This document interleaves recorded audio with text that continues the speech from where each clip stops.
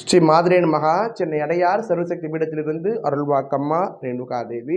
மாதந்தோறும் பௌர்ணமி அருள்வாக்கு செங்கல்பட்டு மாவட்டத்தில் அமைந்துள்ள அச்சரப்பாக்கம் பகுதியில் தண்டலம் கிராமத்தில் எழுந்தருளி உள்ள அருள்வாக்கு பீடத்தில் நடைபெறுகிறது.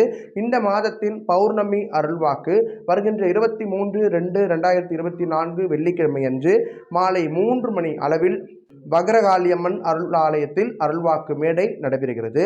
அருள்வாக்கு கேட்கக்கூடிய அன்பர்கள் கண்டிப்பாக நேரில் வந்து தான் அருள்வாக்கு பெற்றுக்கொள்ள வேண்டும். அருள்வாக்கு கேட்பதற்கு ஆன்லைன் மூலியமாக முன்பதிவு நீங்கள் செய்து கொள்ளலாம்.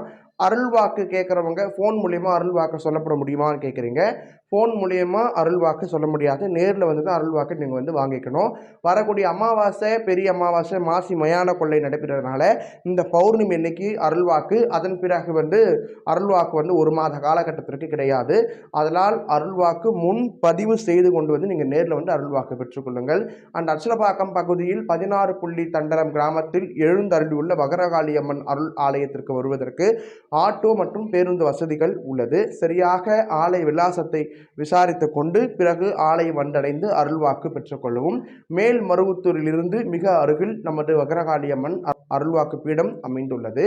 இந்த அருள்வாக்கு பீடத்திற்கு சரியான முகவரியை தெரிந்து கொண்டு தயவு செய்து வந்து அணுகவும். ஆள் இல்லாத நேரங்களிலும் மற்றும் வெளி ஊருக்கு நான் பயணமாக இருக்கக்கூடிய காலத்தில் நீங்கள் அருள்வாக்கு கேட்கணும். நிறைய அன்பர்கள் கோயில் நோக்கி வந்துக்கிட்டு இருக்கிறாங்க.